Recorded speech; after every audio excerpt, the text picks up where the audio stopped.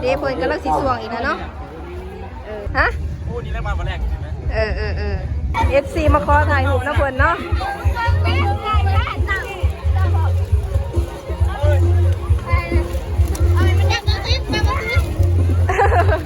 ปลาปักซิบแน่จักบาท4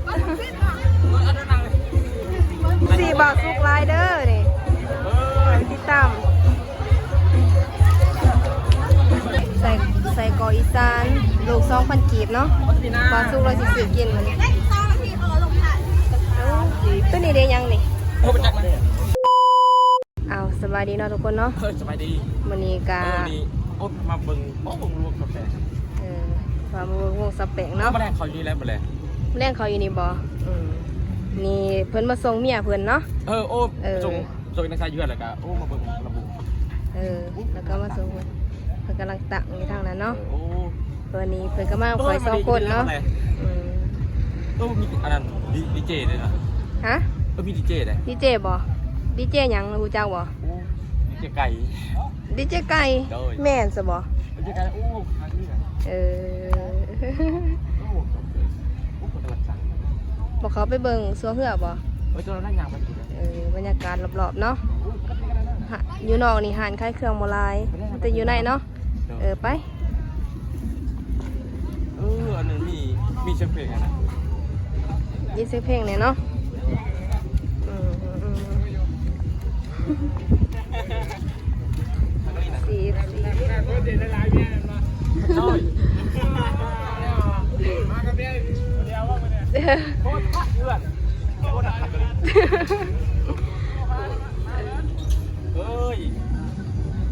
กูว่าน้ำเพิ่นดิ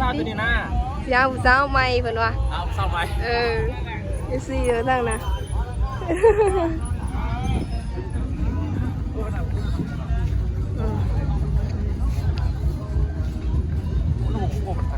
เปิดมาตลาดตังเนาะกำลังเกี่ยมเพิ่นสิครับน่ะฮะโอ้นี่แรกมาแรกใช่ไหมขักเนาะ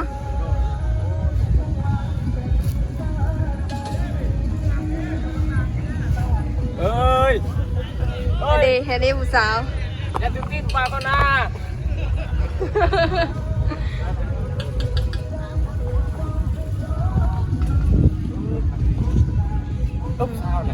ฮะผู้สาวบ่ขอเบอร์ดิผู้สาวนี่หาอยู่บ่ฮะเกินผู้สาวมีแต่งามๆได้ฮะ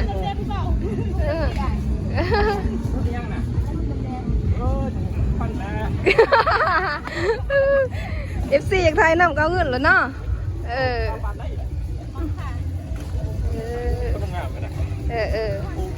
ผู้เสื้อดำนั่นน่ะบ่ผู้เสื้อดำมี2 คนเนี่ยมีแต่งามเนาะ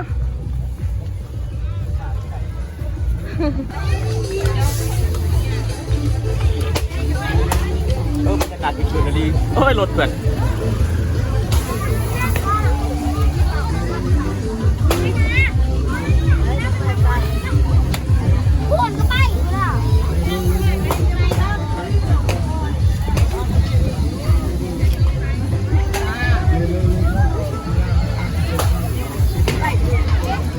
คนร้ายเนาะคนร้ายดีนะเสียงกระดาษสิรบกวนหน่อยนึง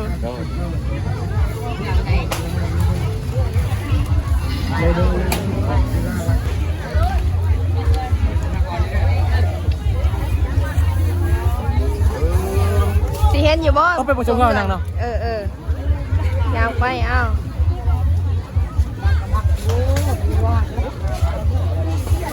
บรรยากาศผู้คนกะลายเนาะ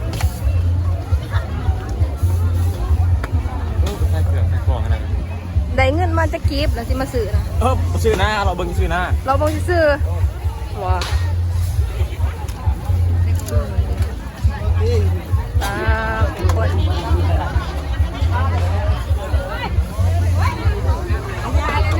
คนร้ายนี้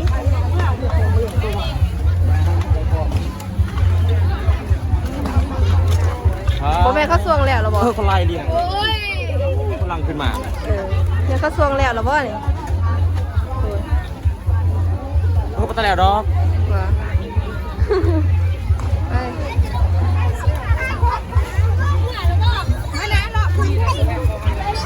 หลังขึ้นเขากำลังจะลงไปเขาหลังขึ้นมาได้เนี่ย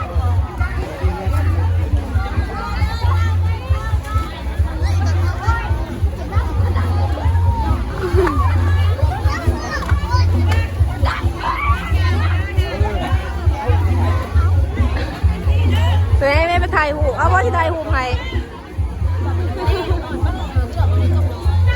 ไปบ่อยถ่ายหูใครนี่ถ่ายบ่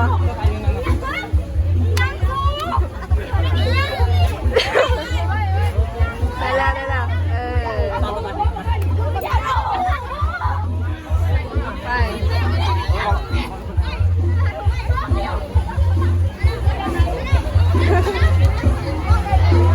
ปลาซุกไก่เขาถ่ายหูนั่นเองนี่ผมอยากใส่มันทำมันนะ FC มาขอถ่ายหูนะเพื่อนเนาะ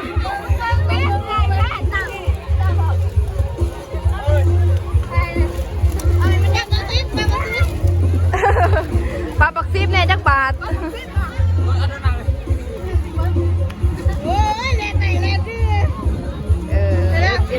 FC มาขอถ่ายหูนะบาทสุกเนาะ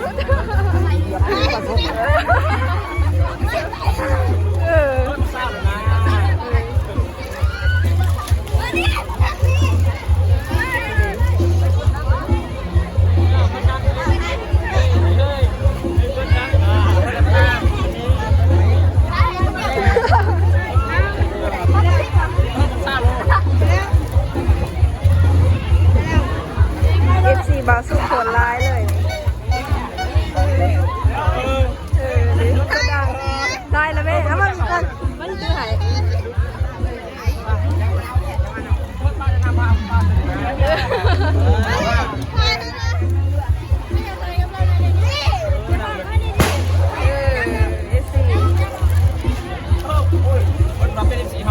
ค่ะไปเบิ่งใน TikTok เด้อ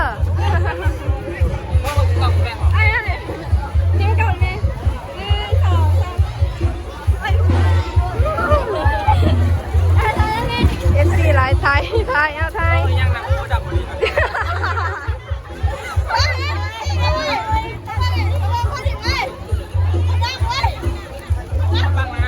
จะบังนะ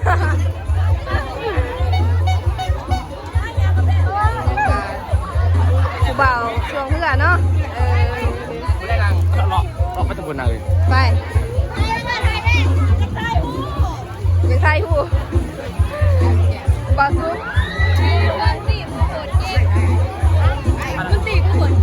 นี่ FC บาซุกไลเดอร์นี่ติดตาม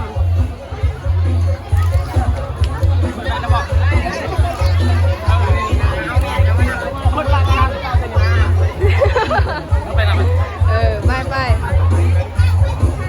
จะคือแล้วพอถ่ายไปเลยคืออย่าดอกโอ้เป็นชาวแข่งเลยนะชาวแข่งแล้วบ้านนางกระบี่นะเมื่อนางอีกบ้านหนึ่งเนาะFC อ่ะก็รับรองมาอีกแล้วเนาะเป็นการอุปถัมภ์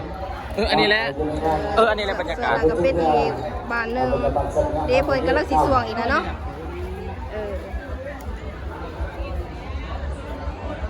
พิเศษทั้งเป็นประธานสับสนบุญอยู่จันทนศรีหรืออุปถัมภ์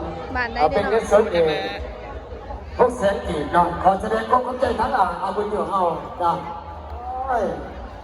จำเจทั้งเยอะนะพิเศษนะเป็นนั่นนะทางพ่อนาของข้าพเจ้าเนาะมาประธานดังเลยคำเพียรศิลปเพชรเนาะพ่อนาเป็นกูระเบิดประจำแข่งสารบัญเฮาอุปถัมภ์ตอนนี้บาซูเปิดกับสิขึ้นเมื่อแล้วเนาะเพราะว่าเพื่อเพิ่นกับมาบ่ทัน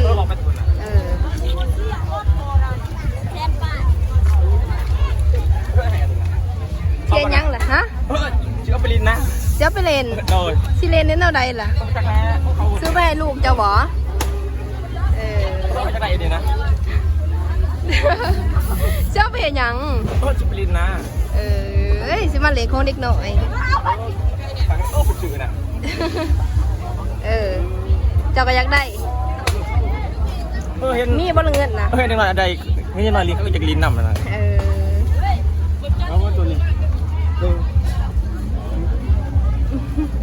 มีหมอเงินนะ เขาไม่แล้วเขาเอานะ บ่มีก็ไป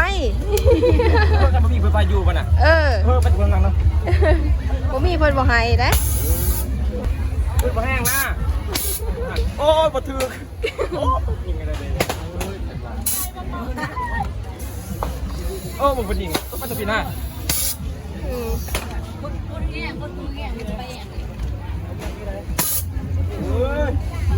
ยิงคือดอกยิงไงล่ะมันต้องดอก เออแต่ยิงเป็นบ่เจ้า โอ้ย น่ะ ยิงเป็นนะก็อยากยิงดูยิงบุเป็น เออเพิ่นน่ะเว้าเขาเนาะอืม โอ้ตกนาโอ้ปืนบ่แห่ เออ ก็รอมาเรื่องนั้นเนาะ เออ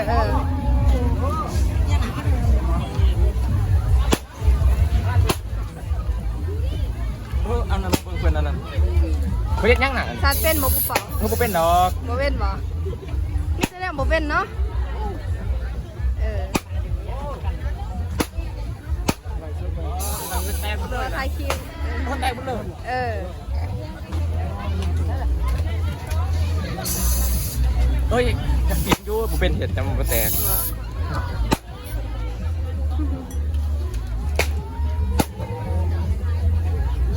เอาไปยืนเบิ่งเพื่อนนะ ปาตี้หอนได้ดิ หอนาลี หอนได้หนีไป ไม่ได้รอไปถึง เออ แล้วว่าหน้ามันยัง ไป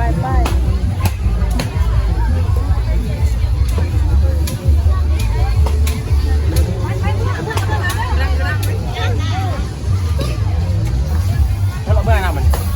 ก่อน มาสุกหล่อเมื่อเนาะตอนนี้เนาะเสียงคนกระไร แต่ดูหลัง ขายได้เพื่อนอยากขายหูน้ำ ไม่เป็นตึกหรอก เออ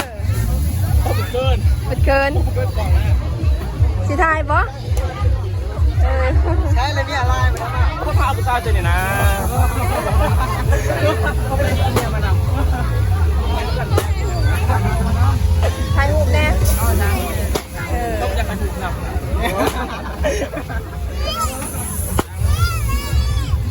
ใส่กล่อง เลขกล่องFC บาซุก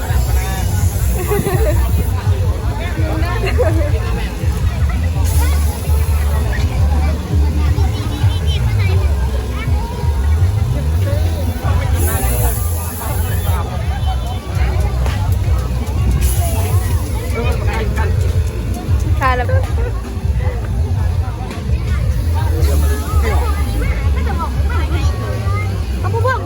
บาซุกคนดังได้ FC มาถ่ายรูปน้ำลายนี่รถเด้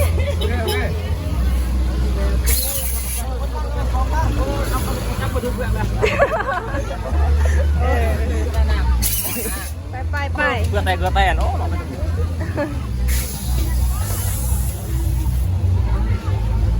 มาหอนๆนี่เนาะกระไรกระหลวงผู้ชายจะบอกฉัน ไปทำสื่อเบิ่ง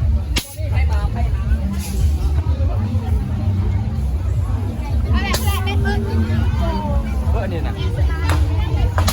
โอ้น่าจะได้ ถ้าปฏิบัติจะได้ลูก พันคนแรก ลูก2,000 ลูก2,000กีบ เอา10 ลูก เอา10 ลูกโอ้10 ลูกก็2,000เลย ไปใส่กออีสานลูก2,000กีบเนาะปลาซุกเราสิซื้อกินมันตัวนี้ได้ยังนี่ โอ้เป็นจักรมาเลย ก็ได้เลย อันนี้มันหนังสิตัว แสบเนาะชุดนึงก็ต้นเมืองนะ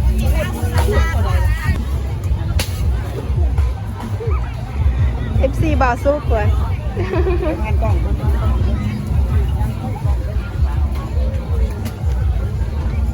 กดนะ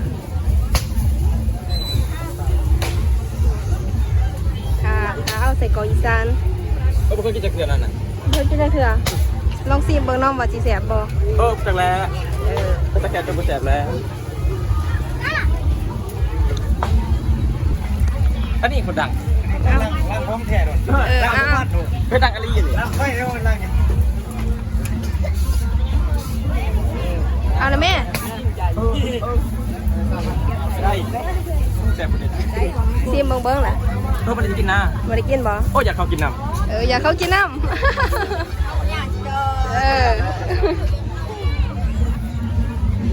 ไป เกลือแตก